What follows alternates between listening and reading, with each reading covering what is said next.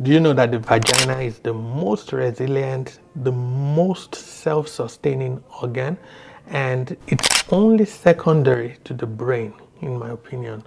So when you say someone is a pussy, it's not an abuse. Actually, it's a mark of how resilient, how strong, how inventful, resourceful that person is. And today I'm talking about the vagina, and would like to know a couple of things about the vagina that you may not know, but that you need to know. So please stay in there with me. I'm Dr. Deji Daramola. I'm a Canadian-based family physician. If you have not subscribed to my videos, please do subscribe. I appreciate those of you that are already subscribers. So let's go. So the first thing I want you to know about the vagina is that the vagina is a self-cleaning organ. Can you beat that? The vagina has a way of cleaning itself. The vaginal walls are lined with mucous membranes that naturally produce discharge. The discharge helps to flush out dead cells, bacteria, debris, thereby maintaining healthy environments. And it's significant medically because now you do not need to douche, you don't need to any invasive hygienic procedures. And that's why I tell my patients, don't douche. So douching, for those of you who don't know, just means some people put water into the vagina or their hands into the vagina to try and rinse it. Don't do that. If you do that, you're actually causing more harm to your vagina than anything. In fact, I discourage my patients from using soap to wash their vagina. All you need when it gets to the vagina is water. Just wash your vagina with water. The vagina does its own cleaning. It does its own cleaning by itself. When you use medicated soap to wash your vagina, for example, what you're doing is you're disrupting the normal flora of the vagina. And when you do that, you're likely going to get infections or things like bacterial vaginosis, yeast infections, because you are disrupting the normal commensal of the vagina. So no need for you to do any cleaning of the vagina. The vagina does its own cleaning itself. It's very good at that. That's number one. The number two I want to talk to you about is the vaginal elasticity and stretchability. It's enormous. It's just something else. You know, the first time I saw a woman give birth to a child, I was a medical student. I was shocked. The man, the husband of the woman, literally passed out when the baby's head popped out of the vagina, because in his mind, I'm sure he's thinking, oh, this is my new wife. If they were a new couple, my new wife, this is the vagina I'm familiar with. And then all of a sudden, that vagina expands and stretches to the point where a baby's head came out of it. And guess what? After the baby's head came out and the body came out, the vagina went back to what it used to be. It's amazing. It's a miracle in itself. And that's why the vagina is just something else. It has incredible elasticity. The muscular walls are capable of stretching and contracting to accommodate things like the penis, tampon, sexual intercourse, childbirth, like I said earlier on, and then it stretches back. Now, if you know about the law of elasticity, when you stretch something, it does not necessarily go back to the original state, but it does go back close to it. So that's one beautiful thing about the vagina, the ability to stretch and go back.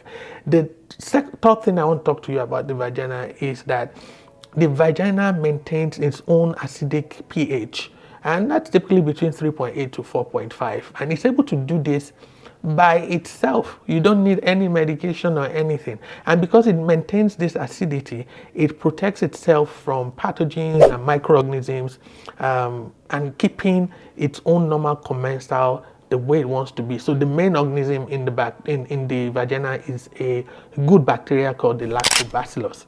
And the lactobacillus is there, the constant pH that is maintained helps to prevent sexually transmitted infections, urinary tract infections, and stuff like that. And there are things that can happen that disrupts this pH. So things like menstruation, antibiotics, stuff like that, they can disrupt the pH, they can disrupt the normal microbe in the vagina. That's why we say don't take antibiotics if you don't need to take them, right?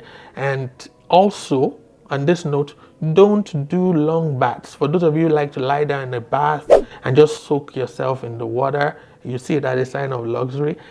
your vagina is taking a beating, because when you do that, then you have a lot of these chemicals that you pour in those waters seep into your vagina, and they disrupt the pH, they disrupt the acidic level of the vagina, they disrupt the normal commensal in the vagina, and that's not good for the vagina. The other thing I want to talk to us about the vagina is its unique microbe. So I mentioned earlier on that the lactobacillus is one of them, but the vagina hosts a diverse community of microorganisms.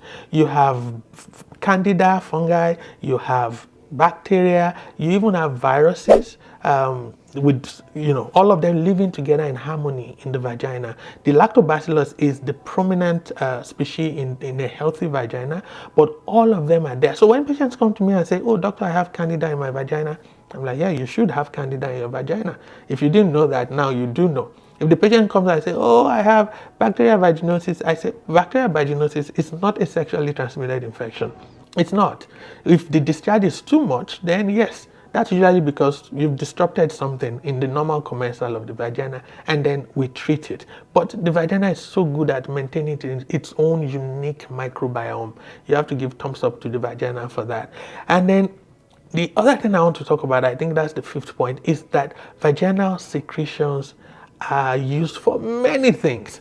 They are not seen necessarily a bad thing. We use them as a health indicator. One, the vaginal secretion is a byproduct of your body, but it can also be an indicator of how healthy your body is, or that your vagina is. A normal discharge varies per person. So somebody's normal discharge in color, in consistency, in volume differs from the next person. So don't say, "Oh, my friend has this, so therefore I have that." No, and it changes right throughout your cycle. So the kind of vaginal discharge you would have during your menstruation is different from the one you would have when you are ovulating. It's different from what you would have when you have an infection, for example. So when you have a sudden change in the nature of your vaginal discharge, something like unusual color, if you start having an unusual texture, then that might be a sign that something has gone wrong. It might be an overproduction of the candida, in which case, you have like a cottage cheese-like discharge, and that can be a sign of, an infection. It could be bacterial vaginosis, too much of that. We have to treat that, in which case you have a fishy odor, a discharge with a lot of fishy odor.